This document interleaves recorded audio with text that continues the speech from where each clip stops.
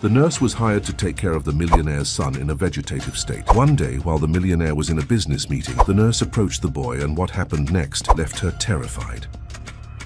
The taxi stopped in front of an imposing mansion, its modern lines cutting through the blue morning sky like blades of glass and concrete. Victoria Williams adjusted the strap of her purse on her shoulder, feeling the weight of responsibility that awaited her beyond those wrought iron gates. At 32, she had seen many wealthy homes, but never something as grand as that three-story building that looked more like a museum than a residence. The silence emanating from the property was almost palpable, as if the walls themselves kept secrets that should never be revealed. "This place gives me the creeps, but I need this job," she muttered to herself, taking a deep breath before pressing the golden doorbell.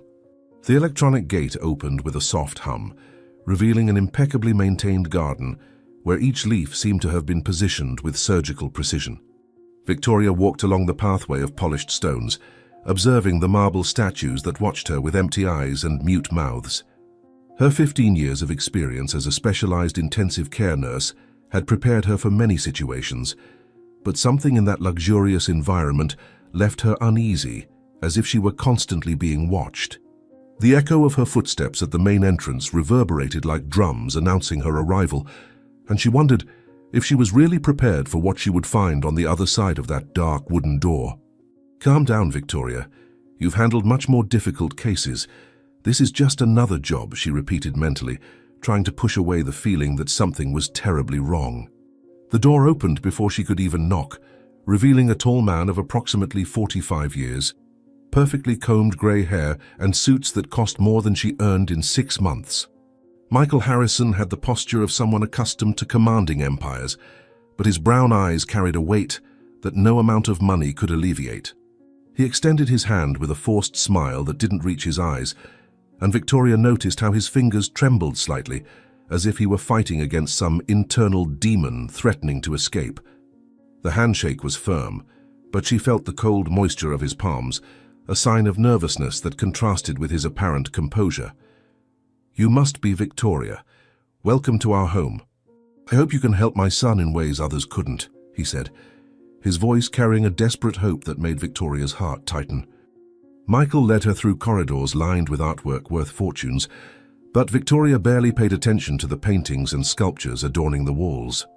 Her mind was focused on the man beside her, who walked with quick, nervous steps, constantly checking the gold watch on his wrist as if he were running from time itself. He spoke about Luke's condition mechanically, repeating medical information he had clearly memorized, but carefully avoiding details about how the accident had happened. "The boy has been in a vegetative state for 8 months since the accident. Doctors say the chances of recovery are minimal, but I need to believe there is still hope," Michael explained, stopping in front of a white marble staircase that led to the second floor. When they reached Luke's room, Victoria felt as if she had entered a miniature private hospital. Heart monitors blinked with green and red lights, infusion pumps worked silently, and the air was heavy with the characteristic smell of disinfectant and medications. The hospital bed in the center of the room housed a 10-year-old boy, light brown hair spread across the white pillow, skin pale as porcelain, and breathing assisted by a mechanical ventilator. Luke looked like a wax doll, motionless and fragile, but Victoria immediately noticed that his muscles did not show the typical atrophy of patients in prolonged coma. "He looks a lot like me when I was his age," commented Michael, his voice breaking slightly as he approached the bed. "Sometimes I stay here for hours, waiting for him to open his eyes and call me daddy again." Michael checked his watch again and sighed heavily, clearly torn between the desire to stay with his son and the pressure of his business obligations. He kissed Luke's forehead with infinite tenderness, but Victoria noticed how his hands trembled when touching the boy, as if he were afraid of causing additional damage. "I need to leave for an urgent meeting. It's business I cannot postpone, you understand. My wife Sarah will arrive soon to give you specific instructions about his care," he explained, quickly heading for the door as if fleeing from something. Victoria nodded professionally, but noticed the excessive haste with which he abandoned the room, almost as if his son's presence caused him physical pain. "Take good care of him, please. He's all I have left in this world," Michael said before disappearing down the hallway, leaving only the echo of his hurried footsteps. Alone with Luke for the first time, Victoria approached the bed and began her initial assessment. She checked the monitors, verified the equipment connections, and examined the medical chart attached to the bedside table. Something wasn't right in the medication records. The dosages seemed excessively high for a child of that weight, and some of the prescribed medications were incompatible with each other. She frowned, reading the notes several times, trying to understand why a boy in a coma would be receiving such potent sedatives when he should be being stimulated to wake up. "These medications don't make sense for your case, little one." "What's happening here?" she whispered to Luke, though she knew he couldn't respond. Victoria was still examining the chart when she heard the sound of high heels echoing down the hallway, rapidly approaching the room. The woman who appeared at the door was about 35, blonde hair perfectly arranged in an elegant bun, expensive clothes that highlighted her slender figure, but her blue eyes were cold as ice, and her facial expression suggested someone who didn't tolerate questioning. Sarah entered the room with the authority of a queen in her palace, looking Victoria up and down, as if evaluating an object she had purchased and now doubted was worth the price paid. She didn't introduce herself or extend her hand in greeting, simply crossed her arms and assumed a defensive posture that made clear who commanded that house. "You must be the new nurse. I hope you're more competent than the previous ones, because I don't have patience to train amateurs," said Sarah, her voice sharp as a honed blade. Sarah walked to Luke's bed and straightened the sheets with mechanical and impersonal movements, as if arranging a piece of furniture instead of caring for a child. Victoria observed how she avoided looking directly at the boy's face, focusing only on the equipment and medications, treating him more like a problematic patient than a stepson who needed affection. "The rules of this house are simple. You follow my instructions without questioning. Administer the medications exactly as I determine and don't meddle in matters that don't concern you," continued Sarah, abruptly turning to face Victoria with eyes that seemed to pierce her soul. There was something predatory in the way she spoke, as if establishing territory and making it clear that any transgression would be severely punished. "I want it to be very clear from the beginning. I don't tolerate nurses who ask too many questions or who think they know more than the family doctors." The tension in the room was palpable when Sarah began to enumerate the care routines that Victoria should religiously follow. She spoke about medication schedules, hygiene procedures, and emergency protocols with the precision of a medical manual, but always with the authoritarian tone of someone who didn't accept questioning. Victoria noticed that Sarah avoided explaining the purpose of many medications, limiting herself to saying they were prescriptions from the family doctor, without providing details about dosages or expected effects. "The doctor who follows Luke is very specific about the treatment.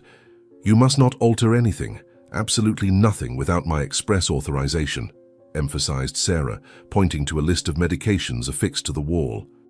Victoria felt a shiver run up her spine when she realized that many of those medicines were heavy sedatives, inappropriate for someone who was supposedly being stimulated to wake up. "Have you clearly understood what I expect from you, or do I need to repeat anything?" After 45 minutes of rigid instructions and veiled threats, Sarah finally headed for the door, stopping only to cast one last icy look toward Victoria. "I'll be checking your work regularly, so don't think you can relax just because Michael isn't present. This house has eyes and ears everywhere," she said, her voice laden with an implicit threat that made Victoria feel like a prisoner in her own profession.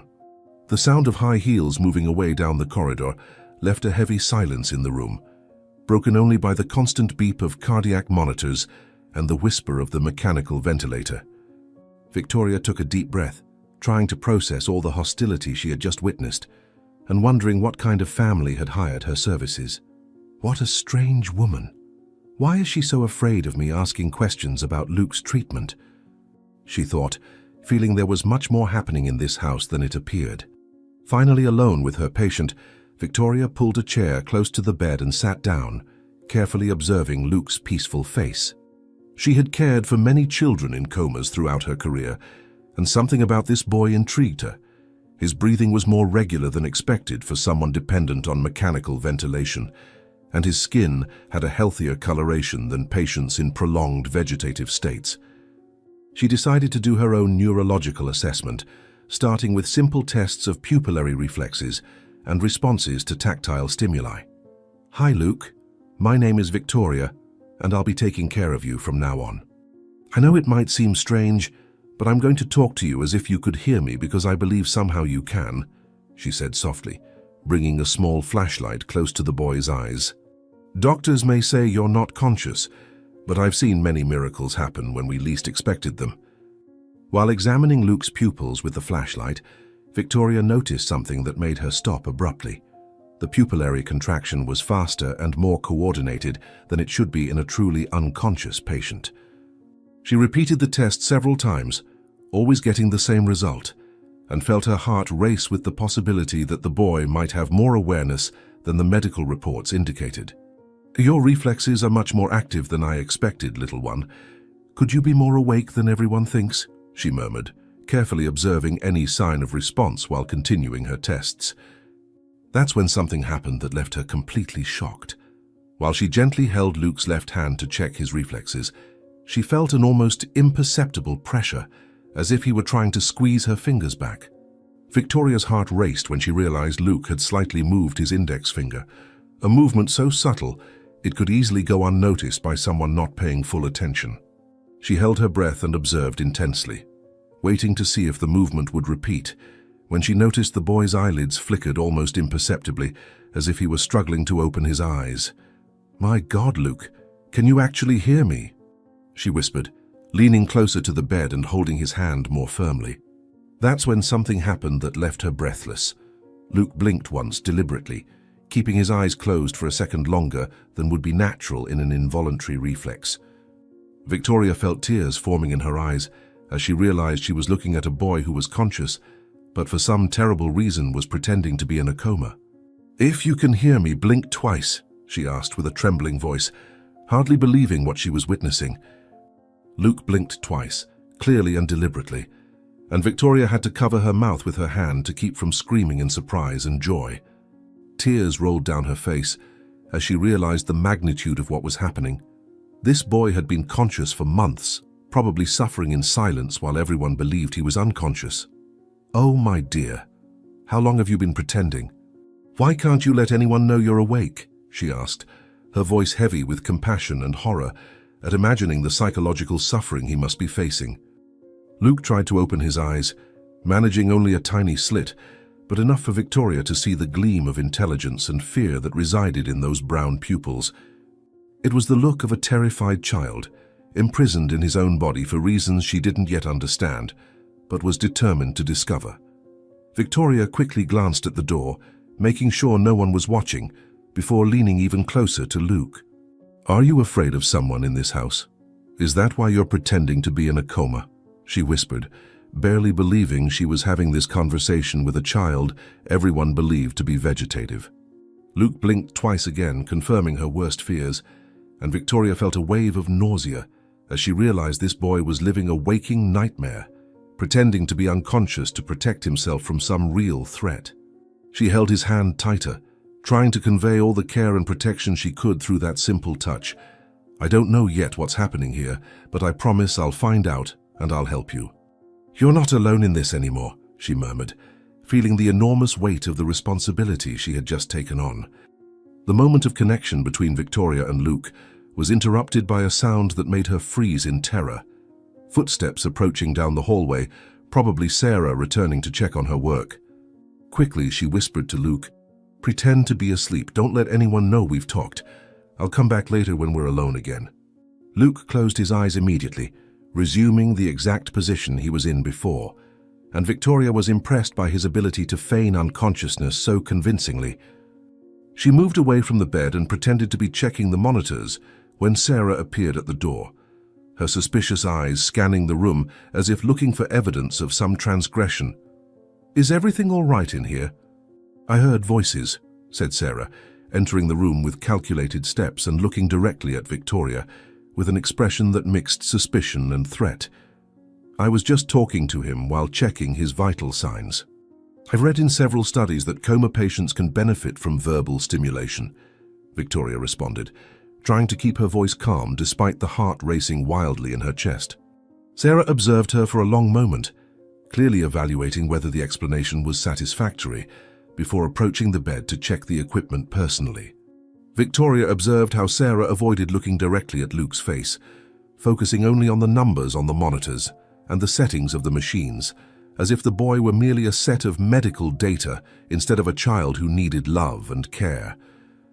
"I didn't request that you provide verbal stimulation. Limit yourself to following exactly the instructions I gave," Sarah said coldly, unnecessarily adjusting some of the monitor cables. Victoria realized she was marking territory, making it clear that any deviation from orders would be noticed and punished. "Do you perfectly understand what I just said?" After Sarah left again, Victoria remained alone with Luke for 2 more hours, pretending to perform routine tasks while mentally processing everything she had discovered. Every few minutes, she checked if they were truly alone before making small signals to Luke, who responded discreetly with blinks and almost imperceptible finger movements. She began to understand that he had developed an elaborate system to feign unconsciousness, controlling even his breathing to appear more dependent on the mechanical ventilator than he really was. "You're very brave and intelligent, Luke. I don't know how you've managed to maintain this pretense for so long," she whispered, during a moment when she was certain they were alone. His response was a slight squeeze of her hand, so subtle it could be mistaken for an involuntary muscle spasm by any casual observer. "We're going to figure out together how to get you out of this terrible situation." As the afternoon progressed, Victoria began to notice other disturbing details about Luke's situation. The medications that Sarah had insisted she administer included powerful sedatives that would explain why he could maintain the pretense of being unconscious. He was probably being drugged to remain in a semi-conscious state that facilitated his performance. She discreetly examined the medication vials and was horrified to discover that the dosages were dangerously high for a child, and that some of the medicines didn't have proper labels or visible medical prescriptions. "These medications are keeping you doped up, aren't they? That's how you managed to pretend to be in a coma without them suspecting," she muttered, feeling a growing anger against whoever was behind this cruel scheme. Luke managed to make an almost imperceptible movement with his head, confirming her suspicions, and Victoria felt nauseous realizing she was witnessing a case of sophisticated and deliberate child abuse. When the sun began to set, painting the room with golden hues that contrasted with the coldness of the medical equipment, Victoria made a decision that would change everything. She approached Luke one last time that day, making sure they were completely alone, and held his hand with infinite tenderness. "Luke, I need to know something very important. Can you hear me clearly when I speak?" she asked, her voice laden with determination and compassion. When he blinked twice in response, she took a deep breath and asked the question that had haunted her since discovering the truth about his condition. Looking directly into the boy's half-open eyes, she whispered with a trembling voice, "Luke, can you hear me?" Suddenly, as if struck by lightning, the heart monitor began to trigger deafening alarms, red lights flashing frantically while the numbers on the screen rose to dangerous levels. Luke had lost control for a fraction of a second, his emotion at being finally understood, causing a physiological reaction that the equipment detected immediately. Victoria was paralyzed with terror, realizing she had just exposed the secret that could put Luke's life in even greater danger, while the alarms echoed through the silent mansion like cries for help that no one should hear. The alarms continued echoing through the room for a few eternal seconds before Victoria managed to turn them off, her hands trembling as she pressed the monitor buttons. The silence that followed was almost deafening, charged with an electric tension that made the air seem dense and suffocating. Luke had quickly returned to his false coma position, but Victoria could see small beads of sweat forming on his forehead, evidence of the internal struggle he was waging to maintain control. She waited with her heart racing, listening carefully for any sound of footsteps in the hallway, but apparently no one had noticed the incident, or at least no one was coming to investigate. "We need to be more careful, little one. They almost discovered us now," she whispered, gently wiping the sweat from his forehead with a soft towel. "But now that I know you're conscious, I won't abandon you in this terrible situation." Victoria spent the next 20 minutes meticulously observing Luke's breathing patterns, learning to distinguish between his moments of genuine relaxation and the periods when he was deliberately controlling every muscle in his body. It was impressive the discipline that a 10-year-old boy had developed to maintain that charade, and she couldn't imagine the psychological trauma that had led him to make such a desperate decision. During the brief moments when they were certain to be alone, she established a safer communication system. 1 touch on the hand meant yes, 2 touches meant no, and 3 touches meant danger. It was primitive but effective, and allowed them to communicate without arousing suspicion if someone appeared unexpectedly. Let's practice our new secret language. If you understood the rules, touch my hand once, she asked softly. We're partners in this now, and partners protect each other. Night fell over the mansion like a heavy cloak, bringing with it shadows that seemed to move across the corners of the medical room. Victoria had established a careful routine. She performed her normal nursing duties when there was a possibility of being observed, but took advantage of every moment of privacy to communicate with Luke and try to understand his situation. During one of these silent conversations, she noticed something disturbing in the boy's eyes. There was a deep and constant fear that went far beyond normal, as if he were constantly expecting something terrible to happen. It was the look of someone who had been betrayed by the people who should protect him, and that discovery made Victoria's stomach turn with indignation. Who hurt you, Luke? Who harmed you so badly that you preferred to pretend to be dead to the world? She asked mentally, knowing she still didn't have a safe way to ask that crucial question. But I will find out, and whoever it is will pay for it. At 10 o'clock at night, when the mansion finally plunged into complete silence, broken only by the constant hum of medical equipment, Victoria decided to try a deeper conversation with Luke. She carefully checked that all doors were closed and that there was no sound of movement in the hallway, before approaching the bed with renewed determination. Luke, I know you're listening to me, and I need you to know that you can trust me completely. I've been a nurse for 15 years and have seen many difficult situations, but I've never abandoned a patient who needed help, she said quietly, holding his hand with reassuring firmness. The boy responded with an almost imperceptible touch, and she continued, I'm going to ask some questions that might be difficult, but I need to understand what's happening to be able to truly help you. Do you feel safe when you're alone with me? 1 touch confirmed yes, and Victoria felt immense relief knowing she had earned his trust. Now I need to ask something very important, and I want you to think carefully before answering, Victoria continued, her voice loaded with seriousness and compassion. Are you pretending to be in a coma because you're afraid of someone in this house? The answer came immediately, a firm and decided touch that confirmed her worst fears. Tears began to form in Victoria's eyes as she processed the magnitude of what she was discovering. This child was living a waking nightmare, imprisoned in his own body, out of fear of people who should love and protect him. Oh, my dear boy, for how long have you been living with this terror? How do you manage to bear such loneliness? She murmured, gently stroking his hair. The next question was the most difficult of all, but she needed to know the complete truth. Luke, are you afraid of your father, Michael? This time, the pause was long before he touched her hand 3 times quickly, the danger signal they had established. The danger signal made Victoria instinctively move away from the bed, nervously looking at the door, while her heart raced with a mixture of fear and indignation. She realized that even mentioning Michael left Luke visibly agitated, his muscles tensing, despite all efforts to maintain the pretense of unconsciousness. It's okay. We won't talk about him now. You're safe with me, she whispered, trying to calm him with her softest voice. But the boy's reaction had confirmed something terrible.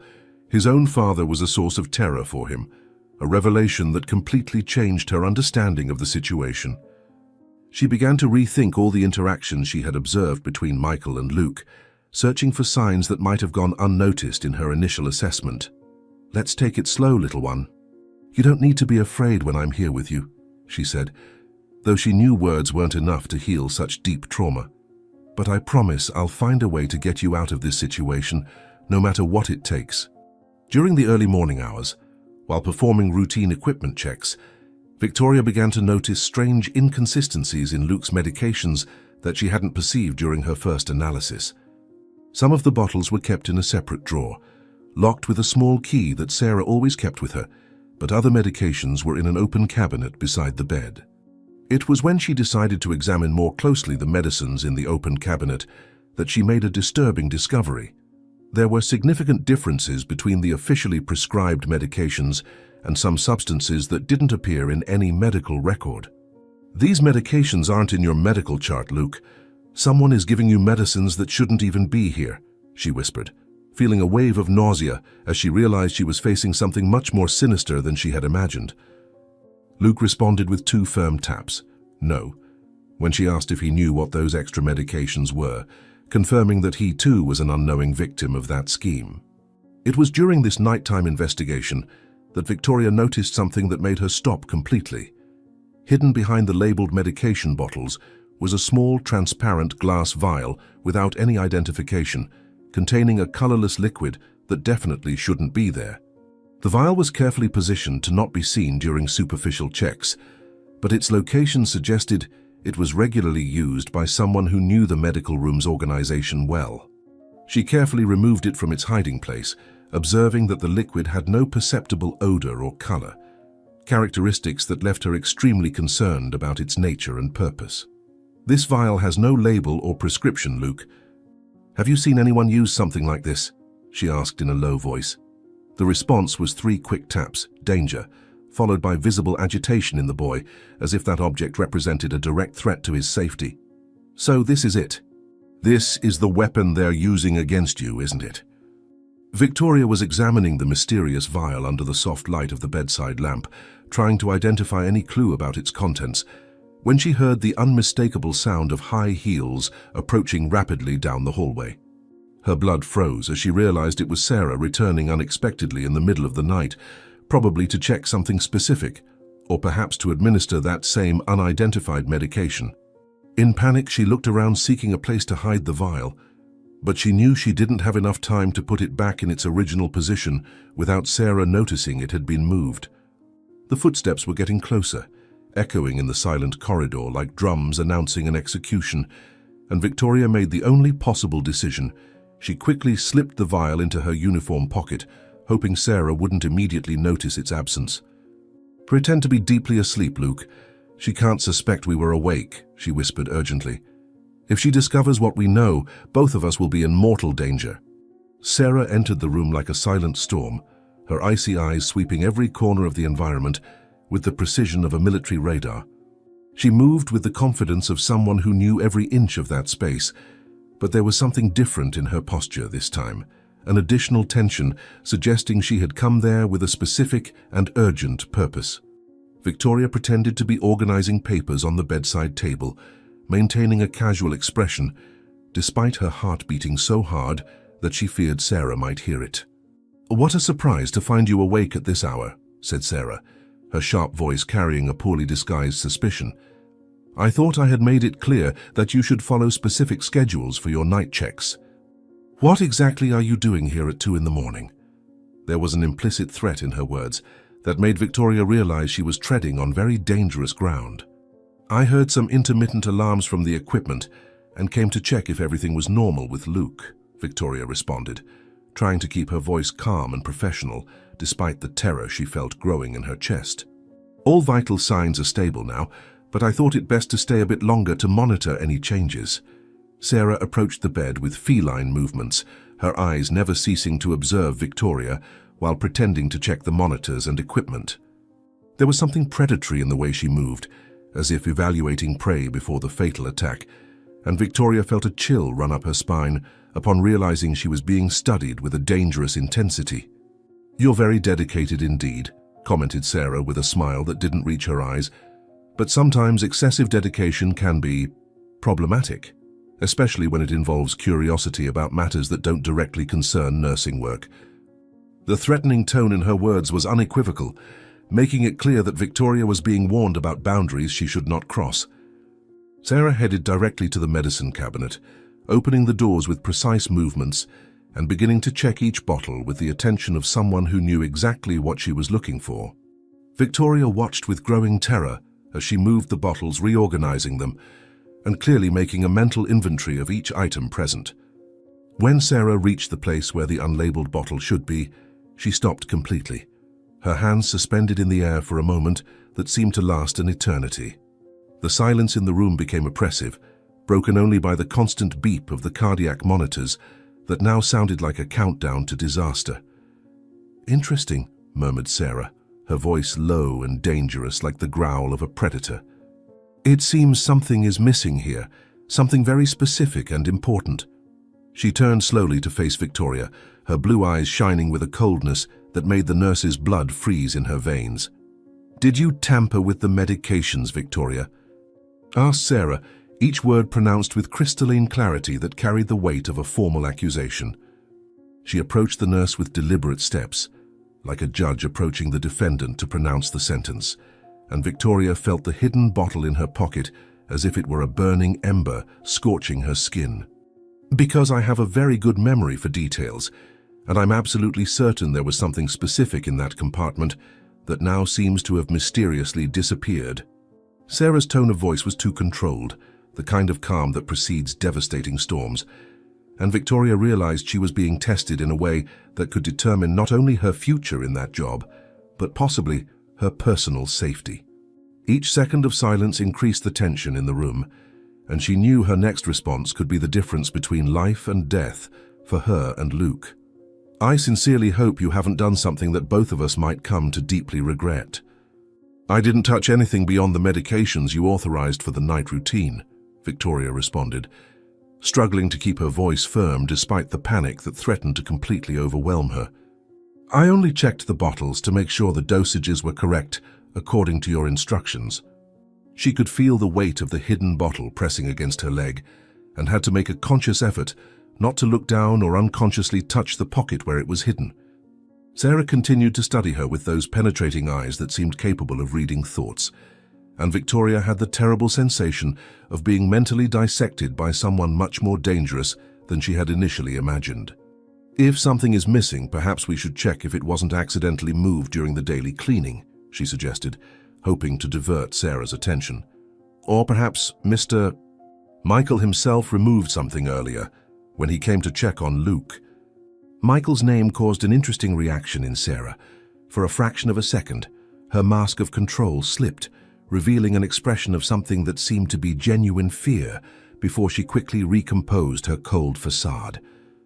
"Michael doesn't have access to the special medications," she said quickly, her voice slightly higher than before. "That is exclusively my responsibility, and I personally control every substance that enters and leaves this room." There was a defensiveness in her response that confirmed for Victoria that she had touched on a sensitive point, but it also warned her that she was navigating in even more dangerous waters than she had imagined. Sarah moved even closer, deliberately invading Victoria's personal space in an intimidating manner, and her expensive perfume mixed with something that smelled vaguely of chemicals created a nauseating combination. "I'm going to ask one last time, and I suggest you think very carefully before answering," she said, her voice low and threatening. "Did you remove anything from the medicine cabinet?" Victoria felt as if she was balancing on the edge of a precipice, knowing that one wrong word could result in devastating consequences for both her and Luke. The vial hidden in her pocket seemed to weigh tons, and she had to resist the desperate impulse to confess and beg for mercy. But glancing quickly at the bed where Luke lay motionless, pretending to sleep while probably hearing every word of the terrifying conversation, she found the strength necessary to maintain the lie that could save both their lives. "I removed absolutely nothing, Sarah. I only organized some vials that were out of order, but all medications remain exactly where you left them," she lied, looking directly into the woman's icy eyes. The tension between them was so dense it seemed solid, and Victoria could feel drops of sweat forming on her forehead, despite the air conditioning that kept the room cool. "If you want, I can help you look for what's missing. Perhaps it's just in a different location than expected." For a moment that seemed to stretch for hours, Sarah remained still, studying Victoria's face as if reading a text in a foreign language. There was a cold, calculating intelligence in her eyes that made it clear she was not easily fooled. And Victoria had the horrible feeling that every micro-expression on her face was being analyzed and catalogued for future use. Finally, Sarah took a step back, but the relief Victoria felt was temporary, because there was something in the woman's posture suggesting that the battle had been postponed. Not one. Very well, Sarah said slowly, her voice laden with an implicit promise. I'll accept your word for now, but I want you to know that I'll be watching very closely from now on. She headed for the door with deliberate movements, but stopped at the threshold to cast one final look that made Victoria's blood freeze. And Victoria? If I discover you've lied to me about anything, the consequences will be much more serious than professional problems. There are things in this house that can be very dangerous for overly curious people. After Sarah left, leaving behind only the threatening echo of her words, Victoria remained motionless for several minutes, trying to process the magnitude of the danger she had put herself in. Her legs were shaking so much that she had to lean on the bedside table to avoid falling, and her heart was beating so hard she could feel it pulsing in her temples. The vial hidden in her pocket now felt like evidence of a crime that could cost her life, but she knew she couldn't return it without revealing she had lied to Sarah. My God, what situation have I gotten myself into? She thought, looking at Luke, who remained motionless on the bed, probably as terrified as she was. But there's no turning back now. We have to discover what's in that vial and use that information to get you out of here. When she finally managed to approach the bed again, Victoria noticed that Luke was visibly agitated, despite his efforts to maintain the pretense of unconsciousness. Small tremors ran through his body, and she could see silent tears streaming from the corners of his closed eyes. "She's gone, little one. We're safe for now," she whispered, gently drying his tears with a soft tissue. "I know you heard everything and must be very afraid, but I want you to know that I won't abandon you. We'll get out of this situation together, no matter what happens." Luke responded with an almost imperceptible touch on her hand, a gesture so small but so loaded with gratitude and hope that it brought new tears to Victoria's eyes. She realized at that moment that she had crossed a line from which there was no return. She was officially involved in something much bigger and more dangerous than any situation she had faced in her career. But she was also determined to fight to the end to save that innocent child.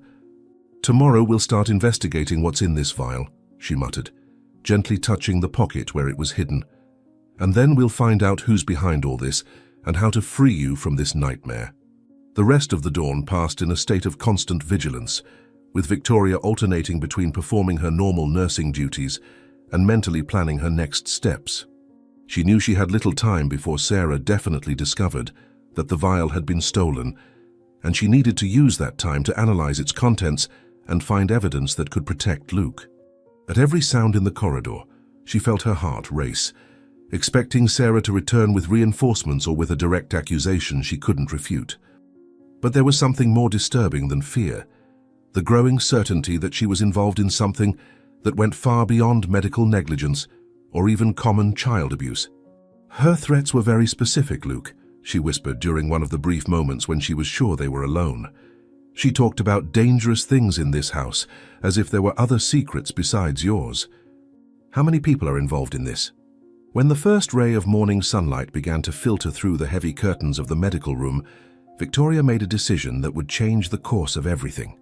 She would confront the situation head-on, but in a strategic way that could protect both her and Luke from the consequences. During her next conversations with the boy, she would try to obtain more information about who was involved in the scheme and how he had discovered he needed to pretend to be in a coma to survive.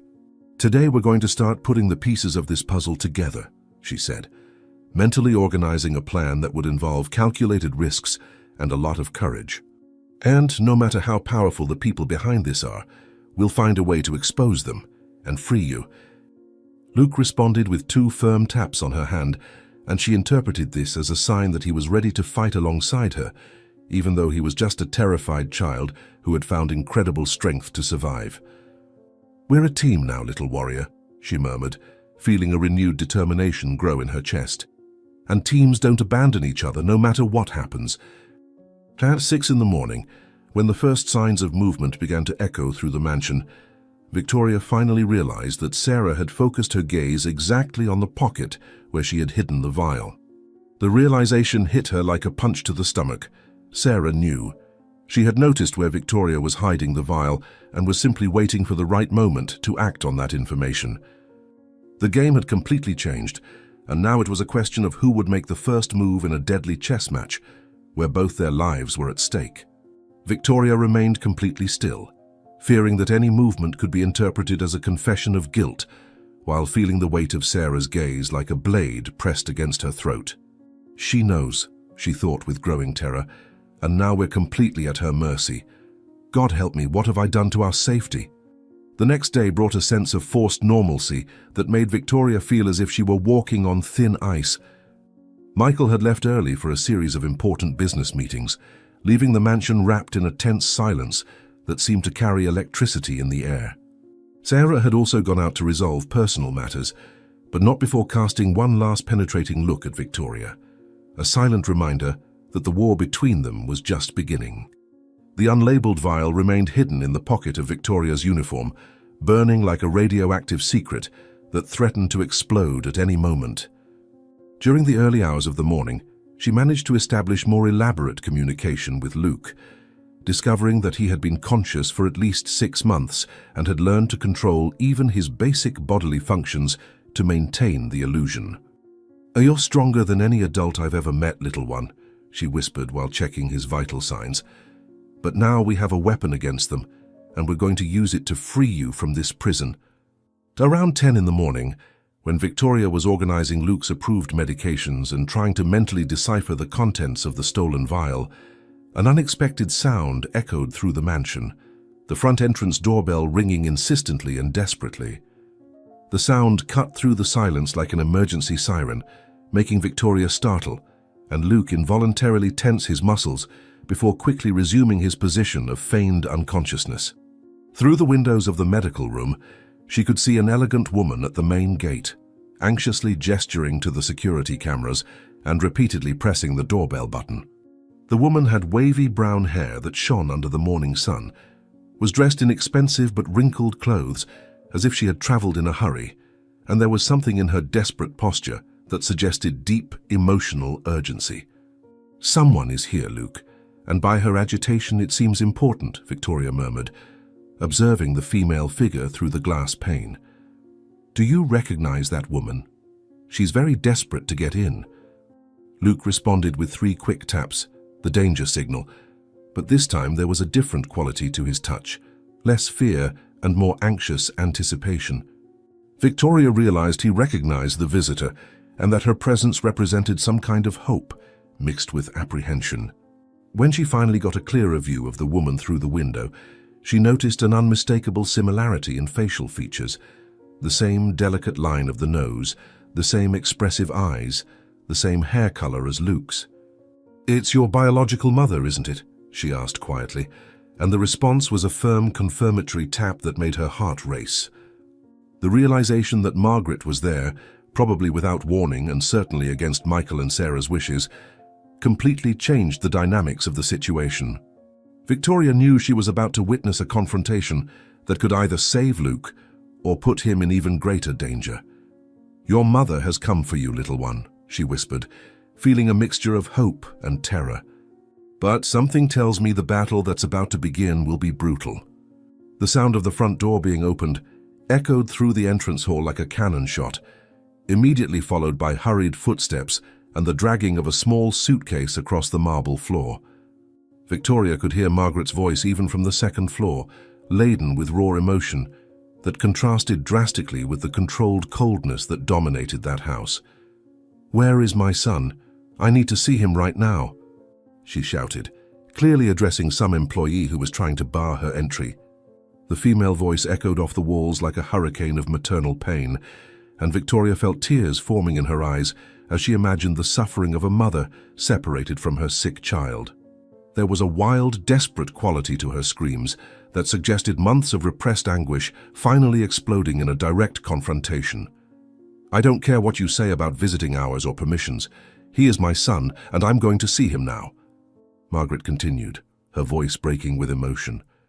The intensity of her despair made Victoria realize that there was much more behind the separation between mother and son than a simple matter of custody after the accident. Minutes later, Victoria heard footsteps rapidly ascending the main staircase, accompanied by a heated argument between Margaret and Sarah, who had apparently returned in a hurry to deal with the unexpected situation. "You can't just show up here without warning, Margaret. There are medical protocols that must be followed," Sarah shouted, her usual cold voice now laden with poorly controlled anger. "The boy is in critical condition and needs absolute tranquility." Margaret's response was a bitter laugh that echoed through the corridors like the sound of breaking glass. "Critical condition? For months you've been telling me the same story, but you never let me stay with him for more than 15 minutes. What kind of mother do you think I am?" The accusatory tone in her voice made it clear that she suspected something much more sinister than medical negligence. Victoria felt her stomach tighten as she realized that Margaret could be the ally she and Luke needed, but also that her presence exponentially increased the danger for everyone involved. "Things are about to explode, Luke," she murmured, mentally preparing herself for what was to come. "Your mother is here to fight for you, but I don't know if this is a blessing or a curse." The door to the room opened violently, and Margaret entered like a force of nature, followed closely by Sarah, who was desperately trying to maintain some control over the situation. Margaret was approximately 35 years old, with brown hair that cascaded over her shoulders in natural waves, emerald green eyes identical to Luke's, and wore a navy blue dress that highlighted her elegant figure despite her chaotic emotional state. Her beauty was natural and touching, but was marked by months of suffering reflected in the deep circles under her eyes and the paleness of her skin. The moment her eyes fell on Luke, she stopped abruptly, as if she had received a punch to the stomach, and her hands flew to cover her mouth while tears began to roll freely down her cheeks. "My baby," she whispered, her voice breaking completely. "My beautiful boy, what have they done to you?" The raw pain in her words was so intense that even Victoria felt tears forming in her own eyes. Margaret approached the bed with hesitant steps, as if she feared Luke might disappear if she moved too quickly.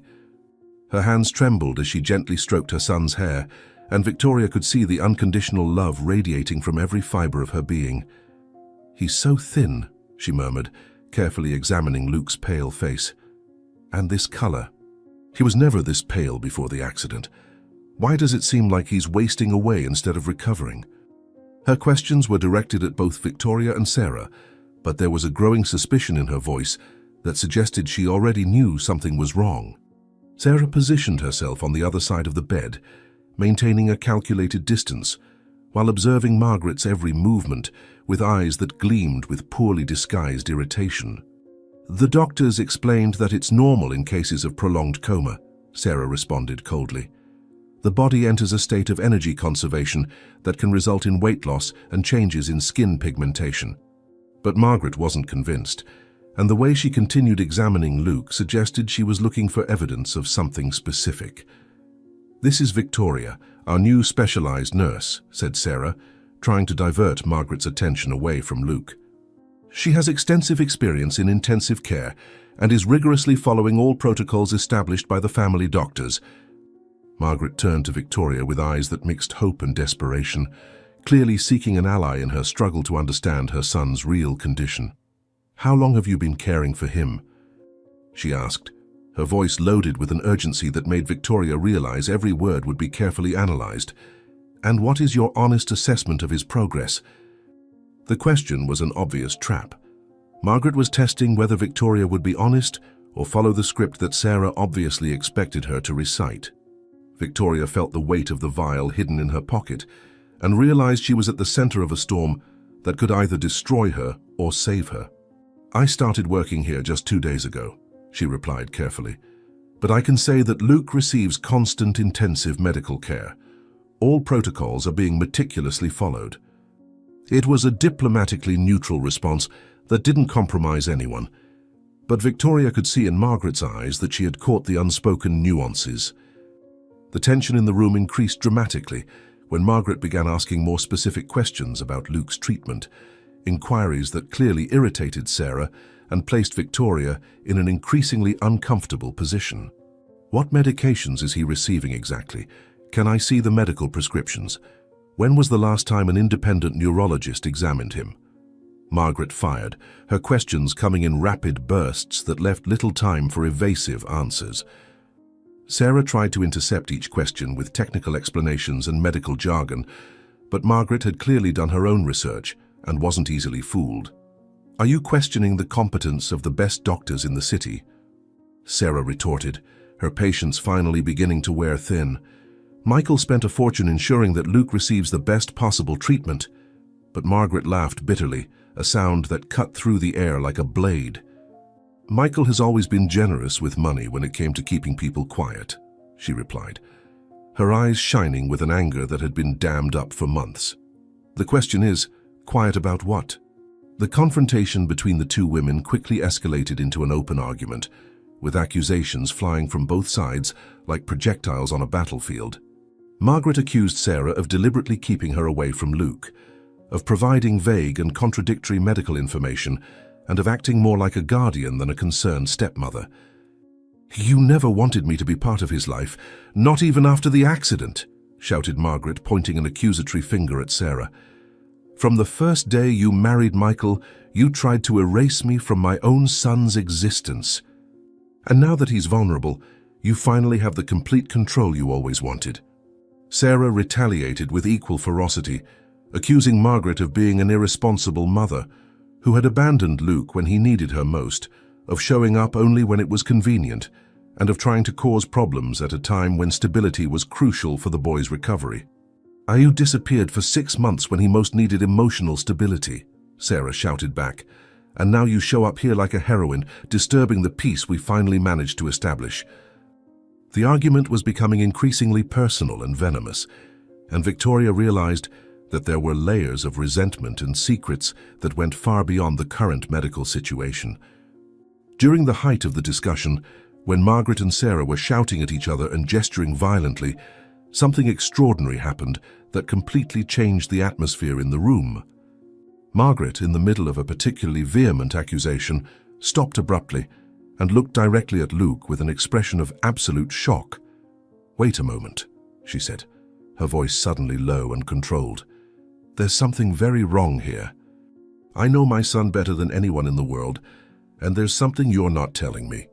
She approached the bed and began to examine Luke more carefully, touching his skin, checking his pulse, observing his breathing patterns with the attention of someone who had memorized every detail of her son before the accident. Sarah tried to intervene, but Margaret completely ignored her, focusing all her attention on the child in front of her. "His muscles aren't atrophied enough for someone in a coma for 8 months, she observed aloud. "And his breathing. There's something artificial about it, as if it's being deliberately controlled." Each observation she made increased the tension in the room, and Victoria could feel Sarah becoming increasingly desperate to end that line of investigation. "You're imagining things because you want him to be better than he really is," said Sarah, trying to pull Margaret away from the bed. "It's a normal emotional reaction, but it can be harmful to your own psychological well-being."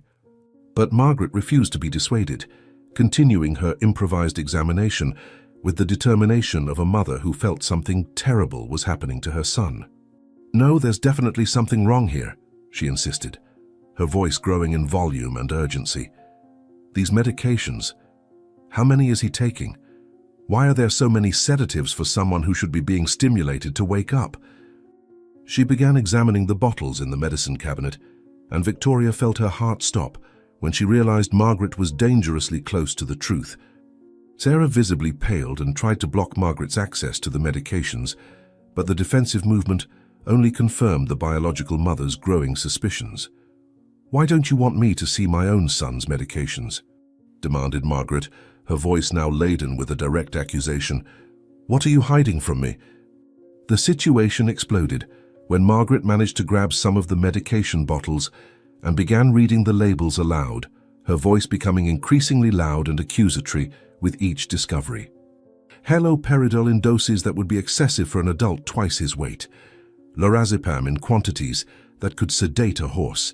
These aren't medications to treat coma, they're drugs to keep someone unconscious," she shouted, throwing the bottles back on the table with enough force to make a loud noise that echoed around the room. "You're not treating my son, you're deliberately drugging him." The accusation hung in the air like a bomb that had just exploded, and Victoria felt as if the floor had disappeared beneath her feet. Sarah stood completely still for a moment, clearly calculating her options, before attempting a denial that sounded hollow and unconvincing. "You don't understand medicine," she said weakly. "These medications are part of a specific protocol." But Margaret interrupted her with a roar of maternal rage that made the windows of the room seem to tremble. "Don't lie to me. I've researched every medication related to coma treatment for the past 8 months. I know exactly what these drugs are for." It was then that Margaret made the accusation that would change everything, her voice cutting through the air like a sharp sword. "You're hiding something. This boy isn't sick, he's being poisoned." The words left her mouth with an absolute certainty that made Victoria feel as if she had received an electric shock. The vial hidden in her pocket suddenly seemed to weigh a ton, and she realized she had just heard confirmation of her worst suspicions from someone who knew Luke better than anyone. Margaret's accusation wasn't just a desperate assumption from a mother in denial. It was a statement based on careful observation and intimate knowledge of her son. Sarah turned completely pale, her hands visibly trembling as she tried to formulate a response that could save the situation, but it was obvious she had been caught completely off guard by Margaret's sharp perception. That's a very serious accusation," stuttered Sarah, her usual composure completely shattered. "You can't just—" But Margaret wasn't interested in hearing denials or explanations. She had found the truth she had been searching for months and was determined to pursue it to the end. "I can't what? I can't accuse you of poisoning my own son?" shouted Margaret, advancing towards Sarah with a fury that made the stepmother instinctively back away. "Do you think I'm stupid? That I wouldn't notice something was terribly wrong? My son was perfectly healthy before this supposed accident, and now he's wasting away under care that costs a fortune, but keeps him getting worse." Each word was like a dagger aimed at the heart of the conspiracy, and Victoria could see Sarah disintegrating before her eyes. The mask of cold control had completely fallen, revealing a desperate woman who was being cornered by someone who refused to accept lies. "Where is Michael? He needs to explain what's happening here," Margaret continued, grabbing her cell phone with trembling hands. "And if he doesn't give me satisfactory answers, I'm calling the police and an independent medical team to examine Luke." Victoria realized the situation had reached a point of no return. Sarah knew she was losing control of the situation, and a desperate woman in a position of power could be extremely dangerous. "Be careful, Margaret," thought Victoria with growing terror. "You may have just signed both your death sentences." While the two women continued their verbal battle, each shouting accusations and denials with increasing intensity, Victoria kept her attention divided between the argument and Luke, who remained motionless on the hospital bed. It was during a particularly intense moment of the fight, when Margaret was violently gesturing and accusing Sarah of conspiring to keep her son sedated, that something extraordinary happened. Luke, who had kept his eyes closed throughout the confrontation, suddenly opened them slightly. Just a small slit, but enough to look directly at Victoria. It wasn't a casual or unconscious look. It was a deliberate gaze, loaded with meaning and confirmation.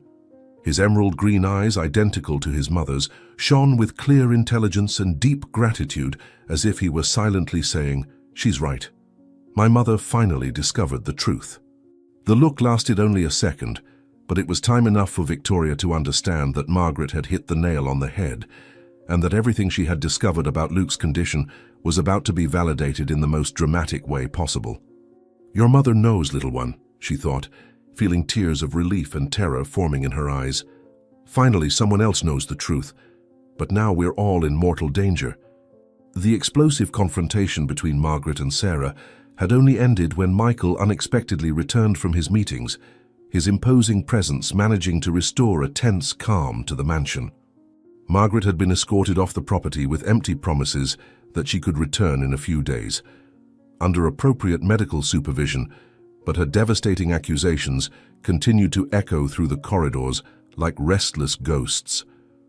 Victoria had observed the entire confrontation with growing terror, especially the moment when Luke had silently confirmed his biological mother's suspicions with that meaning-laden look. Now at 10 o'clock at night, the mansion was plunged into an oppressive silence that seemed to carry the promise of even more violent storms. Michael had locked himself in his office since returning, the sound of urgent phone calls and whispered conversations, occasionally leaking under the heavy oak door. "Things have changed dramatically today, little one," Victoria murmured, while checking Luke's vital signs. "Your mother planted seeds of doubt that may grow into our salvation or our destruction." Sarah had disappeared for hours after Margaret's forced departure, leaving Victoria alone with Luke, in an atmosphere loaded with unresolved tension. During these precious hours of privacy, they had managed to establish an even more elaborate communication system, and Luke had confirmed many of Victoria's most terrifying suspicions through their secret language of touches. He revealed that the mysterious injections happened mainly at night, when there was less chance of being observed, and that Michael directly participated in the administration of substances that weren't recorded in any official record. The unlabeled vial that Victoria had hidden was just a small part of a much larger chemical arsenal, used to keep Luke in a state of semi-consciousness that allowed him to feign deep coma when necessary. "They've turned you into a chemical prisoner," she whispered, holding his hand with protective strength. "But now that your mother suspects the truth, they'll have to do something drastic."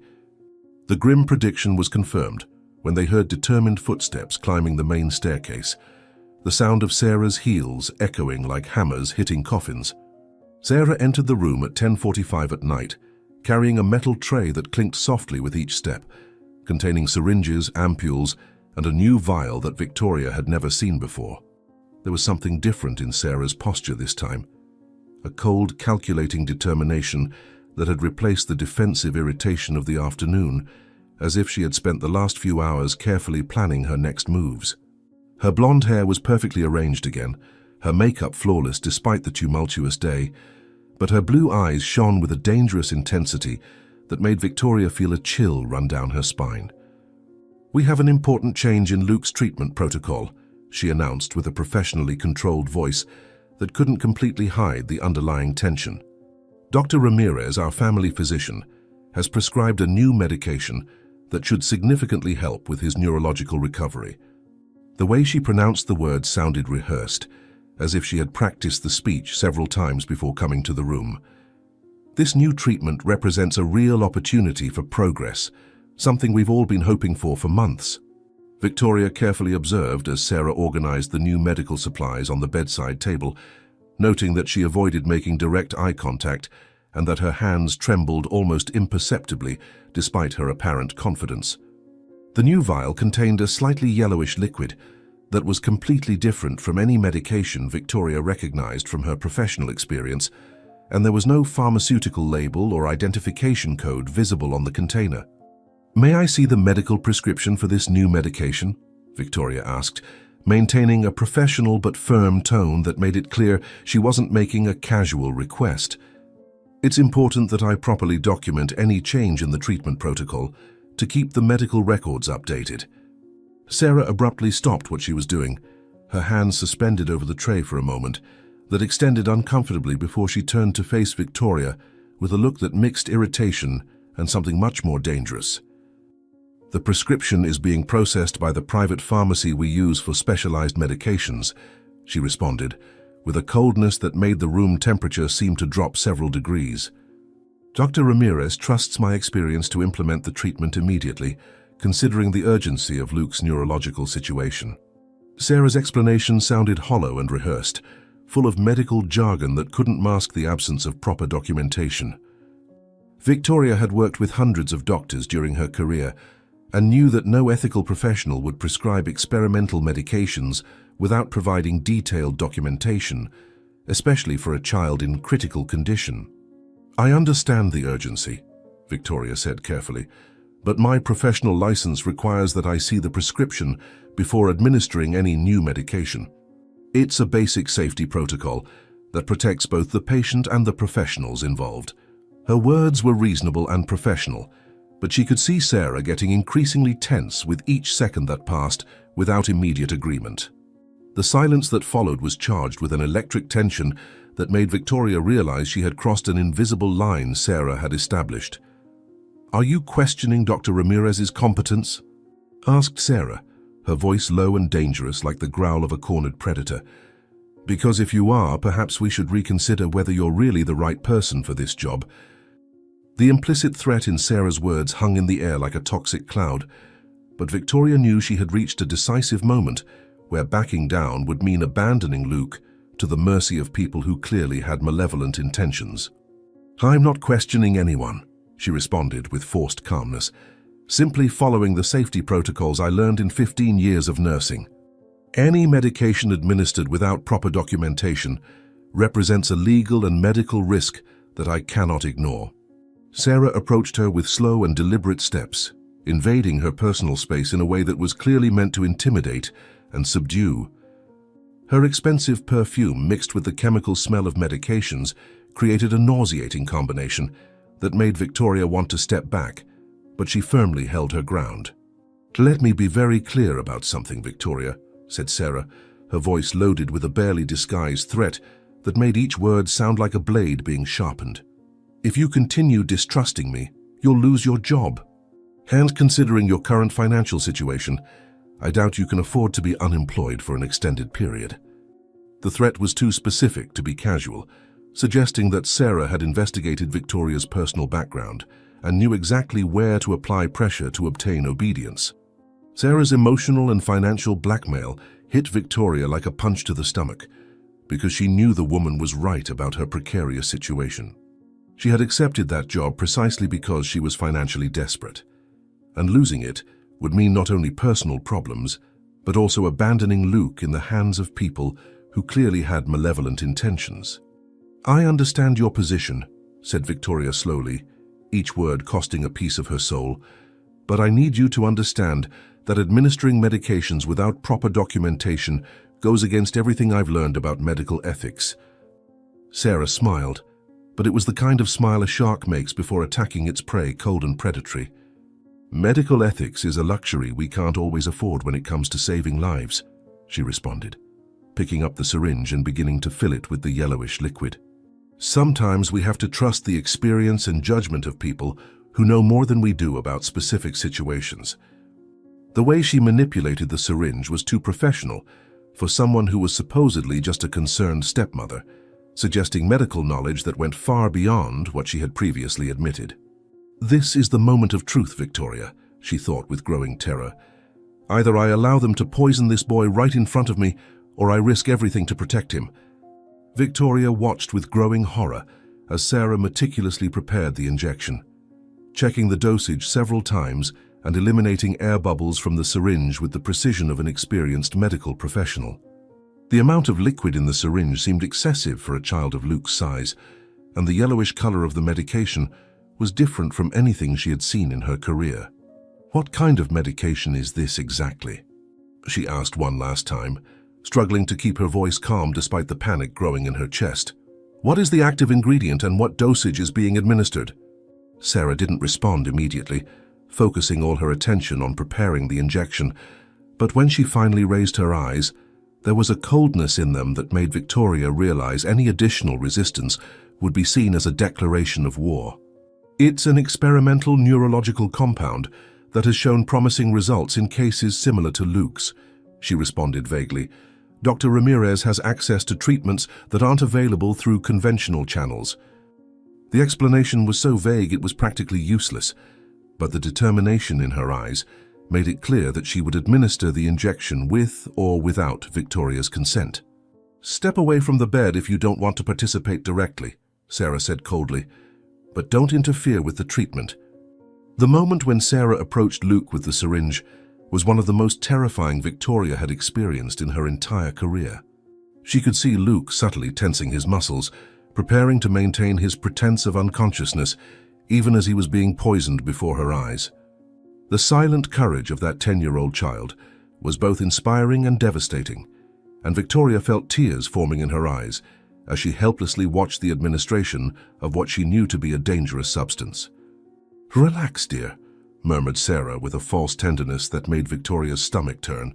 "This will help you feel better." The needle penetrated Luke's skin with professional precision, and Victoria observed the substance being administered while she realized something was terribly wrong with that treatment. "Forgive me, Luke," she thought desperately. "Forgive me for not being brave enough to stop this." But even as she blamed herself for her cowardice, She was mentally cataloging every detail of the medication administration, preparing to document everything as future evidence. After administering the injection, Sarah remained in the room for several minutes, ostensibly to monitor any immediate reaction, but Victoria suspected she was actually checking if the medication was producing the desired effects.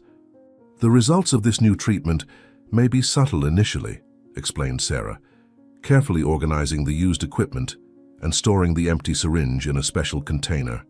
"But we should see gradual improvements in neurological activity in the next few hours." Her words were directed at Victoria, but her eyes remained fixed on Luke, observing every nuance of his breathing and facial expression with an attention that seemed more sinister than medical. Victoria noticed that Sarah was particularly interested in the cardiac monitors, checking the numbers several times and making notes in a small notebook she always kept with her.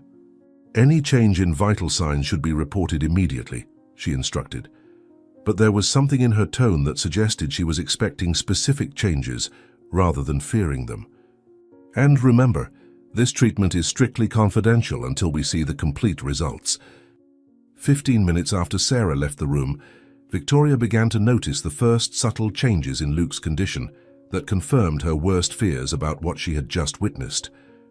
His breathing, which was normally controlled and consistent when he was feigning coma, began to become slightly irregular, with small pauses and accelerations that suggested his body was fighting against some chemical substance. His oxygen levels, which always remained stable, began to fluctuate in small oscillations that were imperceptible to casual observers, but alarming to someone with Victoria's experience. "Whatever they gave you is affecting your respiratory system," she whispered, carefully checking the monitors and making her own mental notes. "But you're fighting it, aren't you? You're trying to maintain control even when your body is being attacked." Luke responded with the most subtle of touches to her hand, confirming that he was aware of the changes and was deliberately trying to combat the effects of the medication. His silent bravery was both inspiring and devastating. A 10-year-old child waging a chemical battle against adults who should be protecting him. "Keep fighting, little warrior," she murmured. "Don't let them win." 30 minutes after the administration of the medication, the changes in Luke's condition became more pronounced and concerning, confirming that the substance was much more powerful and dangerous than Sarah had suggested. His blood pressure began to fluctuate irregularly, rising and falling in patterns that did not correspond to any normal medical condition Victoria recognized. His body temperature also began to oscillate, alternating between feverish and subnormal in a way that suggested his thermoregulatory system was being severely compromised. "This is not a neurological medication," Victoria murmured with growing horror, watching the numbers on the monitors change in ways that indicated systemic toxicity rather than therapeutic improvement. "It's some kind of slow-acting poison that's attacking multiple systems of your body simultaneously." She began secretly documenting all the changes in a small notebook she kept hidden, recording times, symptoms, and monitor readings that could serve as crucial evidence if she survived to testify against the perpetrators. "They're not trying to cure him or keep him sedated," she realized with terrible clarity. "They're trying to kill him slowly, in a way that looks like a natural medical complication." 45 minutes after the injection, Luke began showing signs of real physical discomfort that went beyond his ability to feign unconsciousness, confirming that the substance was causing genuine damage to his body. Physical signs of discomfort began to appear, movements he couldn't fully control despite all his efforts to maintain the charade. His breathing became more labored, with small sounds of effort occasionally escaping despite his determination to remain silent. "It's hurting a lot, isn't it?" whispered Victoria, holding his hand with protective strength while feeling tears of anger and frustration rolling down her cheeks. "You shouldn't have to endure this alone. A child should never have to be so brave." The cardiac monitors began showing more pronounced irregularities, with Luke's heart rate speeding up and slowing down in ways that indicated his heart was being forced to work harder to process the toxin in his system. Victoria knew she was observing poisoning in real time, and the feeling of helplessness was almost unbearable. "I need to do something," she thought desperately.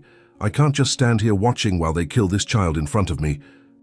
1 hour after the administration of the medication, Luke's condition had deteriorated to the point where Victoria knew he was in real and immediate danger, not just from the chemical substance, but from his own heroic determination to maintain the charade that had protected him for so long.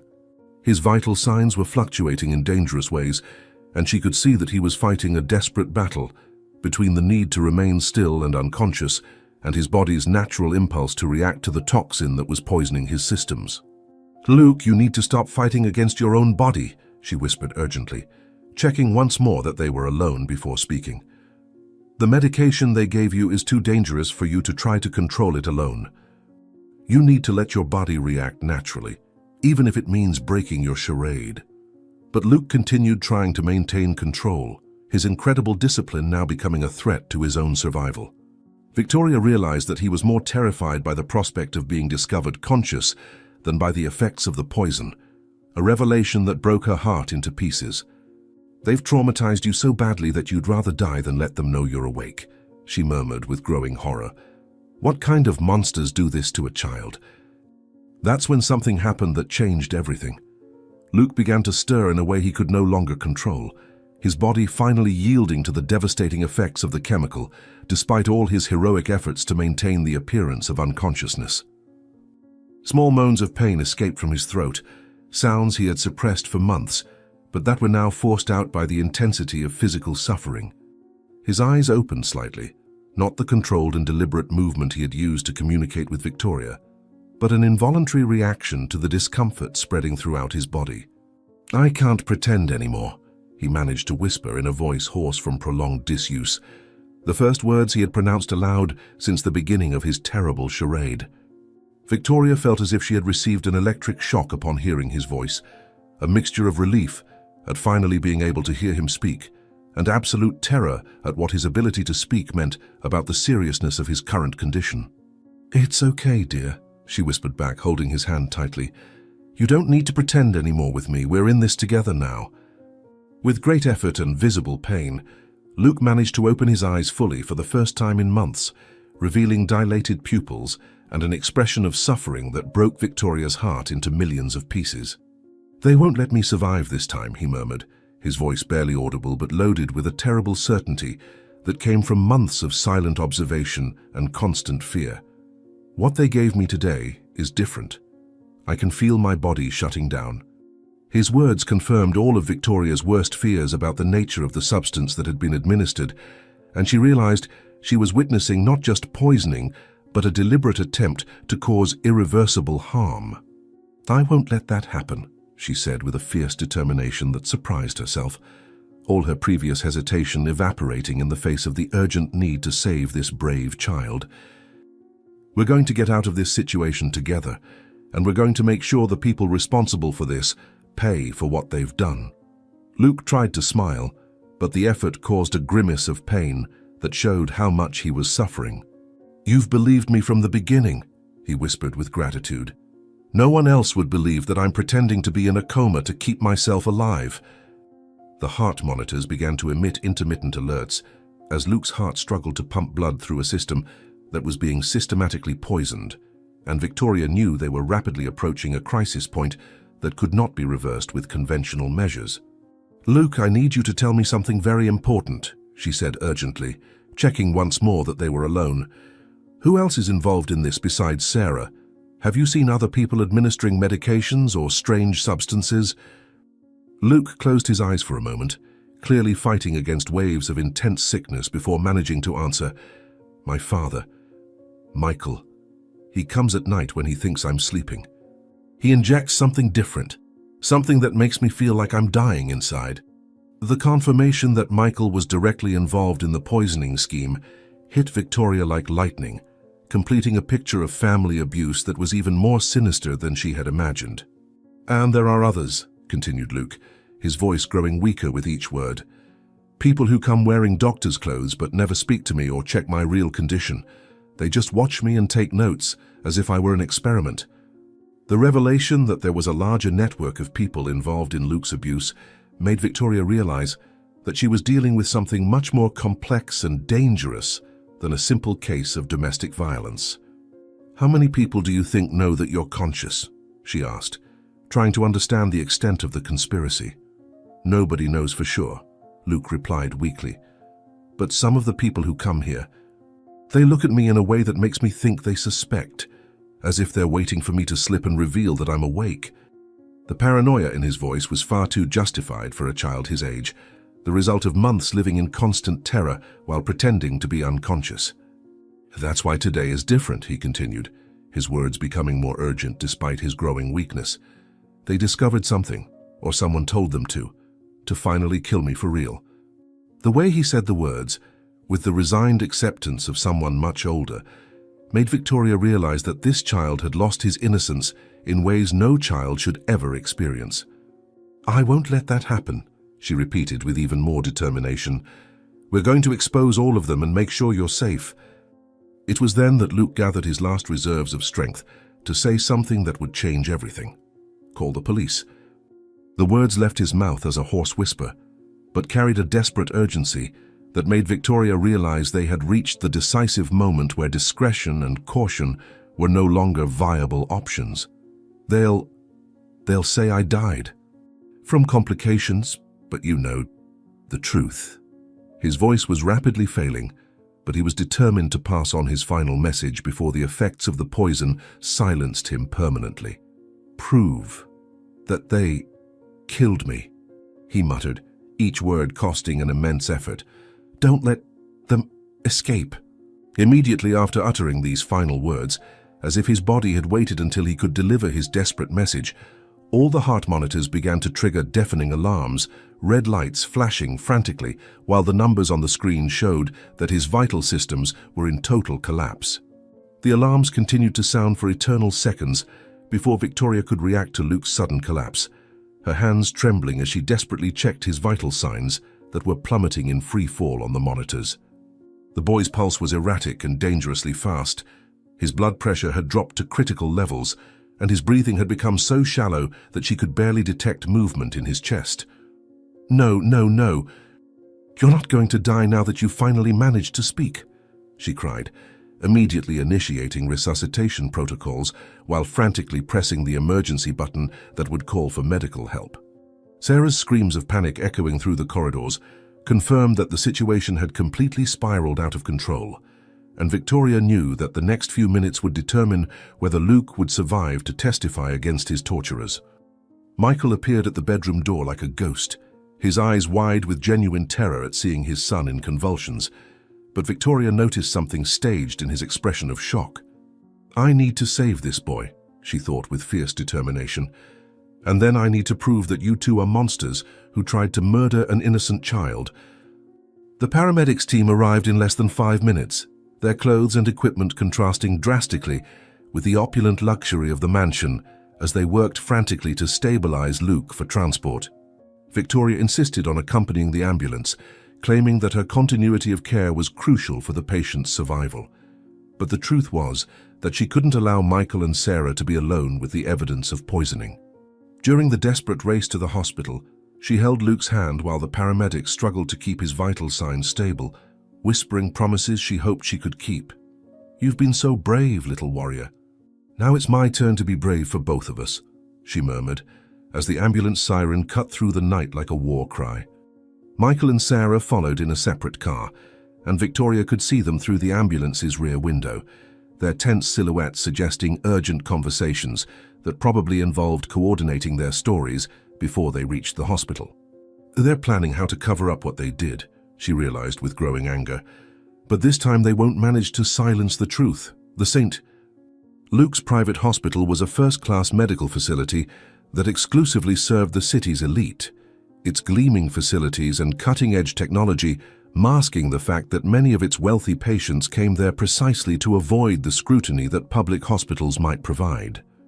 When they arrived at the emergency room, Victoria carefully observed how Michael and Sarah interacted with the medical staff, noting that they seemed to know several of the professionals personally, and that there was a familiarity in the greetings that suggested long-established relationships.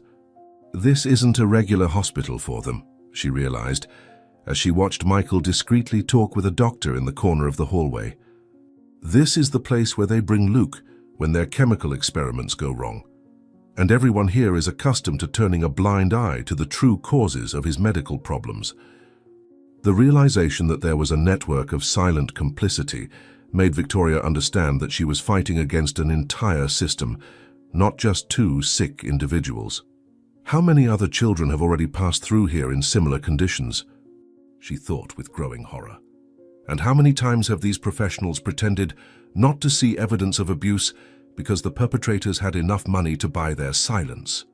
While the medical team worked to stabilize Luke in the emergency room, Victoria insisted on providing a detailed medical history that included her suspicions about poisoning, her observations about the unlabeled medications, and her concerns about the experimental nature of the substances that had been administered to the boy.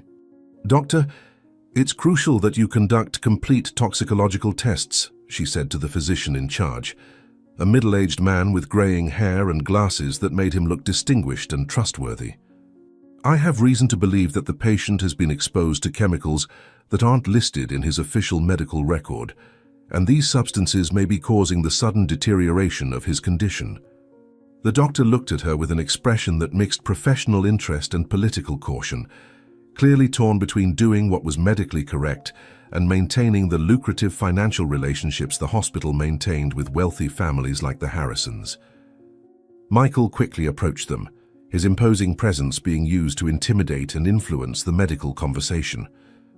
"Dr. Fletcher, this nurse is new to our team and is still familiarizing herself with my son's complex medical history," he said with a forced smile that didn't hide the implicit threat in his words. "Perhaps it's better to focus on immediate treatment instead of unproven theories about poisoning." Michael's attempt to discredit Victoria and control the medical narrative was so obvious that Dr. Fletcher couldn't completely ignore it, especially when she produced the unlabeled vial she had hidden as physical evidence of her allegations. "This substance was found among Luke's medications, but it's not listed in any official record," she said, handing the vial to the doctor with steady hands despite the terror she felt. "I believe chemical analyses of this substance and Luke's blood will reveal matches that confirm deliberate poisoning." The silence that followed was deafening, with Michael becoming visibly pale as he watched his incriminating evidence being examined by an independent medical professional. Sarah tried to intervene with explanations about experimental medications approved by private doctors, but her justifications sounded hollow and desperate in the face of physical evidence. "Doctor, as a licensed medical professional, I am obligated to report suspicions of child abuse," said Victoria, her voice carrying an authority that came from years of experience and professional integrity. "And these circumstances constitute clear evidence that this child was deliberately poisoned by people who should be protecting him." The formal statement echoed through the emergency corridor like a gunshot, alerting other professionals to the gravity of the situation and forcing the hospital to follow legal protocols that could not be ignored even for wealthy clients. Dr. Fletcher, realizing he was at the center of a situation that could destroy his career if mishandled, immediately ordered a complete battery of toxicological tests and requested hospital security to preserve all evidence related to the case. "Nurse Victoria, your allegations are very serious and require a complete investigation," he said, assuming professional control of the situation despite the obvious pressure he felt from Michael. "We will conduct all necessary tests and document every finding according to strict legal protocols." Michael tried to protest, claiming that unnecessary tests could cause additional stress to Luke in his fragile condition, but the doctor remained firm in his decision to follow proper medical procedures. "Mr. Harrison, I understand your paternal concern, but when there are allegations of poisoning involving a child, we are obligated by law to investigate thoroughly, regardless of the social position of the family involved," explained Dr. Fletcher. Victoria felt a wave of relief upon realizing she had finally found a professional willing to place medical ethics above financial considerations. "Thank you, doctor," she said with sincere gratitude. "This boy needs the truth to come out, no matter how powerful the people trying to hide it." 2 hours later, when the first results of the toxicological tests began to arrive, the atmosphere in the hospital changed dramatically from professional caution to absolute horror at the devastating findings. Luke's blood contained dangerously high levels of at least 6 different substances, including potent sedatives, muscle relaxants, and 2 chemical compounds that the laboratory could not immediately identify, but which were clearly toxic to developing neurological systems. "These concentrations are lethal for a child of this size," said Dr. Fletcher, his voice trembling with professional indignation as he examined the reports. "And the combination of substances suggests deliberate and systematic administration over months, not a single accidental overdose. For the numbers in the reports were so shocking that several other doctors were called to confirm the results, and the severity of the findings caused the hospital to automatically activate child protection protocols that included notification of legal authorities." Michael and Sarah watched the procedures with growing desperation, their masks of parental concern finally slipping to reveal the panic of criminals who realized their lies were being exposed by irrefutable scientific evidence. "There is no way to explain these chemical concentrations," Victoria murmured, looking at the results with a mixture of validation and horror. "You administered harmful substances to a child for months, and now medical science proves your guilt beyond any reasonable doubt." While the doctors worked frantically to neutralize the toxins in Luke's system using emergency detoxification protocols, Victoria insisted that police authorities be called immediately to investigate what clearly constituted attempted homicide against a child. "This is not just a medical case," she argued with Dr. Fletcher. "It's a criminal investigation that requires preservation of evidence and testimonies before the perpetrators have time to destroy evidence or coordinate false stories." The arrival of 2 detectives from the civil police completely transformed the dynamics in the hospital, with Michael and Sarah being separated for independent interrogations, while Victoria provided her detailed testimony about everything she had observed during her time at the mansion. "Detective, this child was conscious for months, pretending to be in a coma to protect himself from people who were systematically poisoning him," she explained, handing over her secret notes and the vial of evidence she had risked her life to preserve. "He specifically told me that his own father administered nightly injections of substances that made him feel like he was dying inside." The weight of her words echoed through the room, and she saw Michael through the glass of the interrogation room, his face in his hands as the reality of his situation finally penetrated his consciousness. "Now he knows there's no escaping the truth," she thought with grim satisfaction. "Science, medicine, and law are all on the side of justice this time."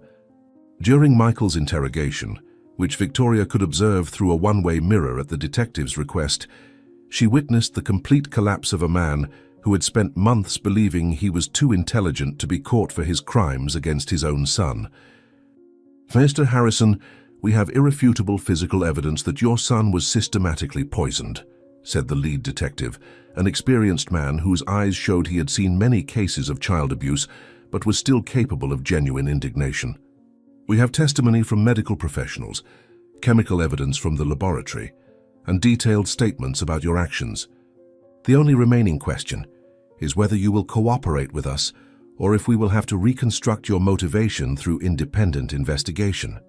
Michael remained silent for several minutes, clearly struggling with the realization that decades of power and influence couldn't protect him from the consequences of his actions when confronted with objective scientific evidence. "He was always too arrogant to consider that he could be caught," Victoria observed, remembering his authoritarian posture and excessive confidence during their previous interactions. "But crimes against children leave evidence that not all the money in the world can hide when ethical professionals refuse to be corrupted." The revelation that changed everything came when the detectives requested access to the hospital's security cameras, seeking to document any suspicious behavior during Luke's previous visits for medical treatments related to his supposed coma. "We want to review all footage from the last 6 times the boy was brought here," the detective explained to the hospital's security director. "We're looking for patterns of behavior that might confirm our theory about systematic poisoning." Victoria watched fascinated as hours of security footage were reviewed at accelerated speed, showing Michael and Sarah bringing Luke for consultations and examinations that always resulted in vague reports about gradual deterioration and need for stronger experimental medications. But it was during the review of internal footage, specifically from cameras positioned in hallways leading to private rooms, that they discovered something that shocked even Victoria, who thought she had seen the worst of human depravity. "Stop the tape there," said the detective, pointing to a familiar figure walking through the corridors during what should have been a routine medical consultation 3 weeks earlier. "Zoom in on that section and see what he's carrying in his right hand." The enlarged image revealed Michael walking alone through the hospital corridors at 2 in the morning during Luke's supposed medical emergency, carrying a filled syringe and a small vial that didn't appear in any official medical record of the visit. He wasn't accompanying a sick son to the hospital, Victoria realized with growing horror. He was using the medical facilities as a convenient location to administer poisons to his own son, away from observers who could testify against him. The footage showed Michael entering the room where Luke was supposedly unconscious, staying there for 15 minutes, and then leaving with the empty syringe and the vial discarded in a medical waste container that would be automatically incinerated. "How many times did he do this?" the detective asked the security technician. "We need to review all visits from the last 8 months and look for similar patterns." The discovery of the incriminating footage completely changed the nature of the investigation, transforming it from a case of suspected abuse to direct evidence of premeditated and systematic attempted homicide. "How you documented your own crime," Victoria muttered with a mixture of satisfaction and disgust. "Michael Harrison, you recorded your own life sentence." When confronted with the video evidence that clearly showed his unauthorized administration of substances to Luke, Michael finally collapsed completely, his psychological defenses disintegrating in the face of the impossibility of denying objective visual evidence of his crimes. "How do you explain these images, Mr. Harrison?" asked the detective, showing him frame by frame his entry into the room, the administration of the injection, and his exit with empty equipment. "How do you explain why you were administering unprescribed medications to your son during hospital visits that were supposedly for routine medical monitoring?" The silence that followed was broken only by the sound of Michael sobbing, tears rolling down his face, as he finally faced the magnitude of his acts against his own son. "I didn't want him to suffer anymore," he muttered, his voice breaking with emotion that seemed genuine for the first time since Victoria had met him. He was conscious, knew he had been conscious for months, and the suffering in his eyes. "I just wanted to end his pain." The partial confession hung in the air like a bomb that had just exploded, but Victoria knew there was much more behind that simplified and self-justifying explanation. "He's trying to paint himself as a merciful father," she thought indignantly. "But it doesn't explain why Luke was faking a coma in the first place, nor why he was so afraid of his own father."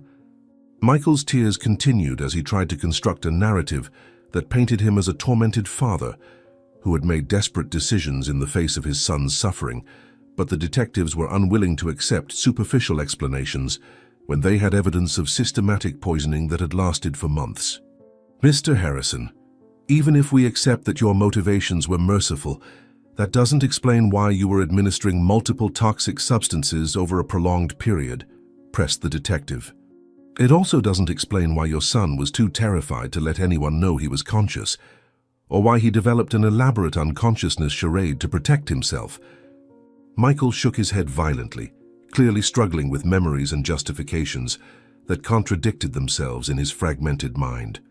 "You don't understand. The accident wasn't an accident. He saw things he shouldn't have seen. People I do business with, dangerous people. He couldn't wake up because they would come back to finish what they started." The revelation that there was an even more sinister dimension behind Luke's supposed accident hit the room like lightning, suggesting layers of criminals and dangers that went far beyond simple domestic violence.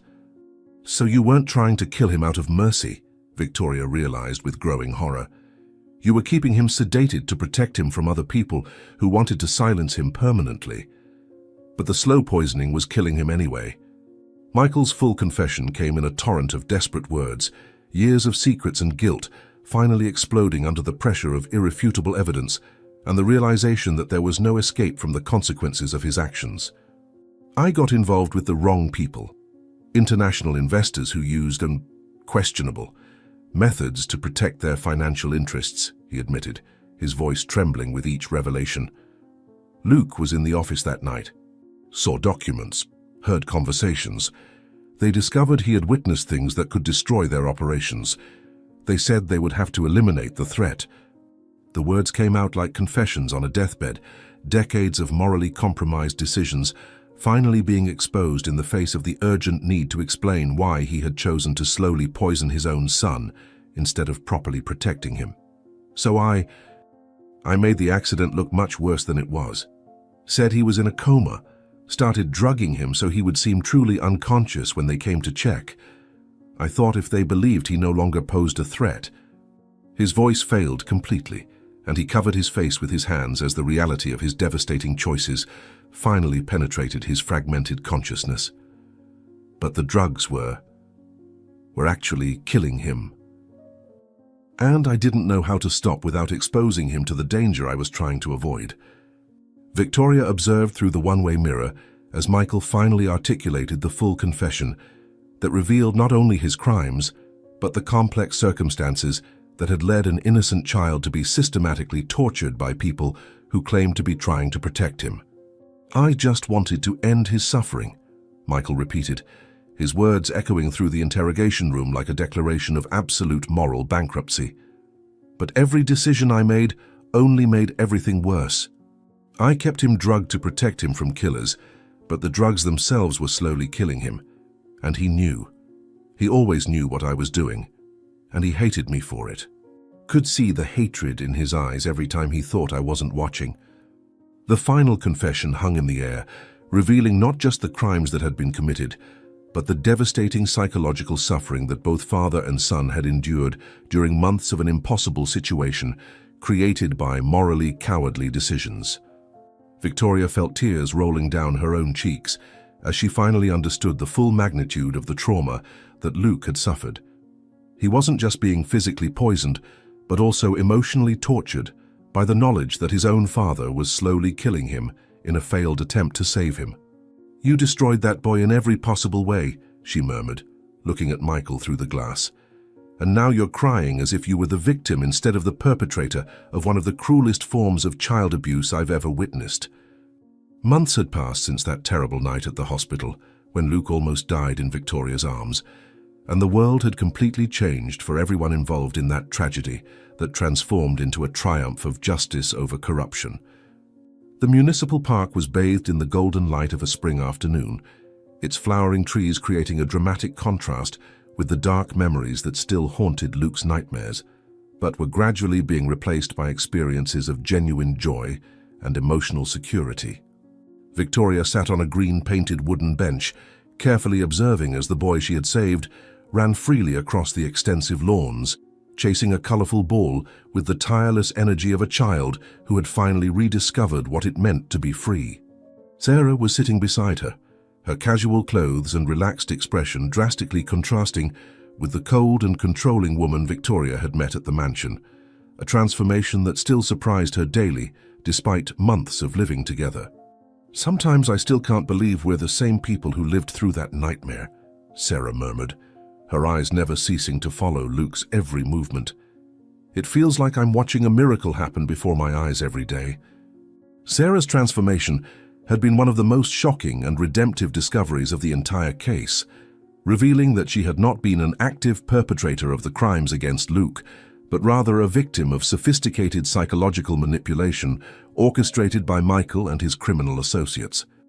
During the extensive police interrogations that followed Michael's arrest, a complex picture emerged of emotional blackmail and threats that had forced Sarah to reluctantly participate in the sedation scheme, genuinely believing she was helping to protect Luke from even greater dangers.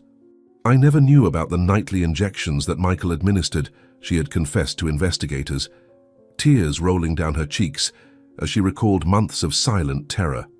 "He told me the sedatives were necessary to keep Luke calm during medical visits, that any agitation could worsen his neurological condition. I believed it because I wanted to believe we were doing what was best for him." The discovery that Sarah had been manipulated into being an unwitting accomplice, rather than an active conspirator, completely changed the legal dynamics of the case and opened the possibility for her to redeem herself through genuine care for Luke. She was a victim of the same cruelty as Luke, Victoria had realized during the legal proceedings. Michael transformed everyone around him into instruments of his own moral cowardice. The decision regarding Luke's custody had been one of the most complex and emotionally charged legal battles Victoria had ever witnessed, with multiple interested parties arguing about which environment would provide the best recovery for a child who had suffered deep psychological trauma. Margaret had fought vigorously to regain full custody of her son, arguing that only genuine maternal love could heal the emotional wounds that had been inflicted during months of systemic abuse. "He is my son," she had declared during one of the most intense hearings, her voice breaking with emotion as she faced the judge and the team of child psychologists. "I carried him in my womb, nursed him, raised him with unconditional love until the moment I was removed from his life by people who wanted to use our separation for their own sinister purposes." But childhood trauma specialists had argued that drastic changes in environment and caregivers could be counterproductive for a child who had developed survival mechanisms based on stability and predictability, even in distorted circumstances. Luke developed a complex relationship with Sarah during his period of pretense, the lead psychologist of the case had explained to the court. Removing this continuity abruptly could cause additional damage to his psychological recovery process. The final custody solution had been an innovative arrangement that prioritized Luke's emotional well-being above the preferences of the adults involved, establishing a shared custody that allowed him to maintain stability with Sarah while gradually rebuilding his relationship with Margaret. He will stay with Sarah during the week, where he has established routines of safety and trust, the judge had decided after weeks of careful deliberation. But he will spend weekends and holidays with Margaret, allowing them to slowly reconstitute the maternal bond that was interrupted by traumatic circumstances. Victoria had witnessed these first supervised visits with a broken heart, observing mother and son carefully navigating around months of forced separation and shared traumas. They love each other deeply, but fear still dominates many of their interactions, she had observed during one of the family therapy sessions. Margaret is afraid of pushing too hard and traumatizing him further, while Luke is afraid that showing too much affection might somehow put her in danger again. The delicacy of their initial interactions was both touching and devastating, reminding everyone involved of the emotional price that crimes against children extract not only from direct victims, but from everyone who loves them. Time heals wounds, but some scars remain as permanent reminders of the fragility of innocence. Victoria had been officially designated as Luke's medical care supervisor, a position created specifically for his case that gave her authority to monitor all aspects of his medical treatment and ensure he would never again be subjected to abuse under the guise of health care. Her expertise and dedication saved his life, the judge had declared during the final hearing. It is appropriate that she continue as his medical guardian while he completes his physical and emotional recovery. The responsibility was both an honor and a heavy burden, especially considering that Luke still required intensive therapy to reverse the neurological damage caused by months of systematic chemical poisoning. "I never imagined my career would lead me to become the legal advocate for a child," she had reflected with Sarah during one of their weekly conversations about Luke's progress. "But after everything we've been through together, I can't imagine doing anything other than ensuring he has the childhood he deserves." Her new duties had expanded far beyond traditional nursing, including coordination with therapists, supervision of specialized educational programs, and ongoing legal advocacy for children in similar situations. "This case has changed my life as much as it changed his," she had realized. "Now I understand that saving a child is just the beginning of a commitment that lasts forever." On this particular afternoon in the park, Victoria watched with growing hope as Luke interacted naturally with other children for the first time since his rescue, his social skills slowly returning despite the months of forced isolation that had interrupted his normal development. "Just look at him negotiating the rules of the game with that group of boys," Sarah commented, pointing to where Luke was animatedly gesturing while explaining something to his new playmates. 6 months ago, he could barely speak out loud, and now he's leading group activities with the confidence of someone who never doubted his own worth. The observation was particularly touching because it highlighted one of the most devastating aspects of his trauma. Michael had not only poisoned his body, but had also systematically undermined his self-esteem and interpersonal confidence through constant psychological manipulation. During the first months after his physical recovery, Luke had demonstrated classic signs of post-traumatic stress disorder, including recurring nightmares, anxiety attacks when confronted with male authority figures, and a pathological hesitation to express his own needs or desires. "The progress he has made is extraordinary," his primary therapist had commented during a recent review. Children who have suffered such complex traumas often take years to regain basic trust in adult relationships. The fact that Luke was not just surviving but thriving testified to both his natural resilience and the quality of therapeutic care he had received. Margaret arrived at the park at exactly 3 o'clock, as arranged for her weekly supervised visit, carrying a small backpack full of special snacks and a new book she had carefully chosen in hopes it might interest her son. "How is he today?" she asked Victoria and Sarah, her voice laden with the maternal anxiety that still characterized many of her interactions with Luke. "Has he had any nightmares this week? How were the therapy sessions?" The questions came in a torrent, revealing the depth of her concern and desperate desire to make up for lost time with her son. Victoria had learned to carefully navigate these interactions, providing enough information to reassure Margaret without overwhelming her with details that might increase her guilt for failing to protect Luke during the crucial months of abuse. "He had 2 nights of peaceful sleep this week, which is a significant improvement from last month," she responded with cautious optimism. "And during yesterday's therapy, he spontaneously talked about wanting to learn how to ride a bicycle, which is the first time he's expressed interest in an activity requiring physical trust since leaving the hospital." The news made Margaret's eyes fill with tears of joy, and Victoria could see maternal relief radiating from every fiber of her being. "My boy is really coming back to me," she murmured. Each small victory of his is a victory for all of us who love him. The interaction between Luke and Margaret that afternoon was particularly touching, marking another important milestone in their journey of collective emotional healing. "Mom!"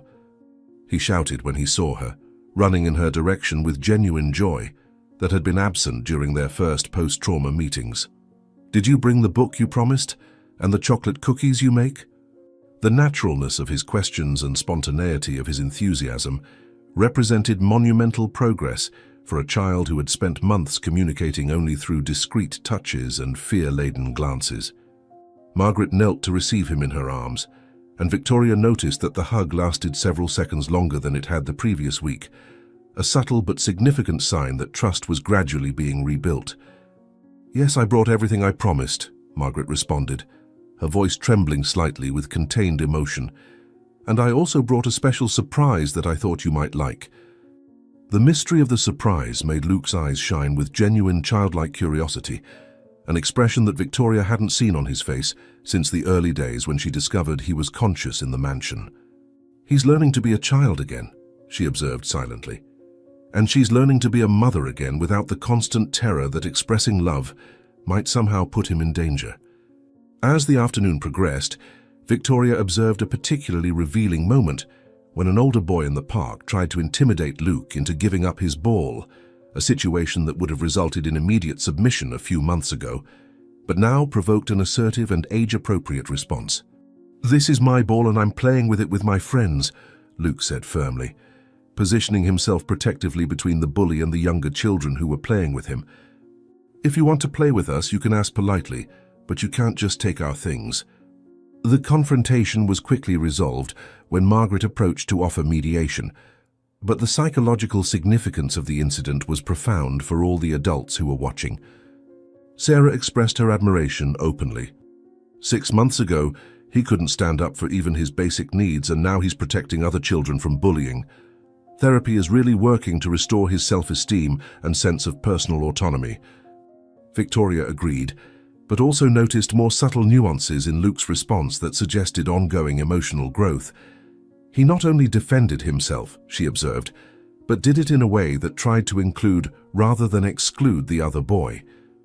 This shows that he is developing sophisticated interpersonal skills despite everything he's been through.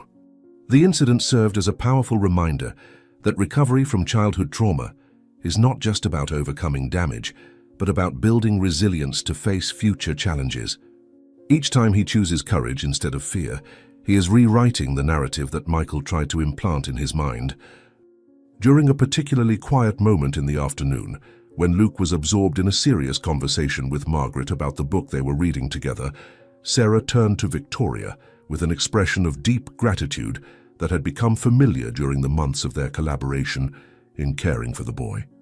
"I still have nightmares about that night in the hospital when we almost lost him," she confessed, her voice low so as not to disturb Luke's concentration. "I wake up in panic, imagining what it would be like to have to live with the guilt of having participated, even unwittingly, in something that could have killed an innocent child.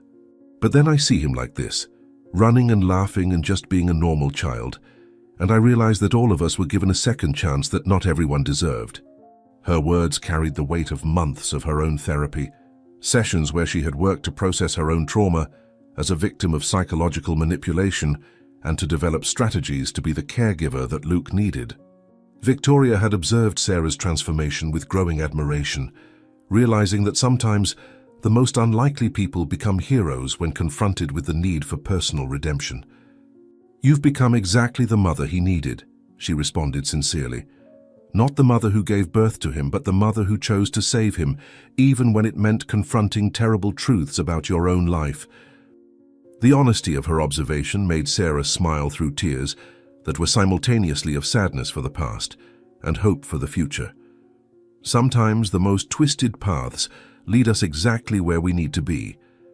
As the sun began to set, painting the park with golden hues that made the entire scene look like an impressionist painting of redemption and renewed hope, Victoria reflected on the extraordinary journey that had taken them all from that first terrifying night at the mansion to this peaceful afternoon in the park.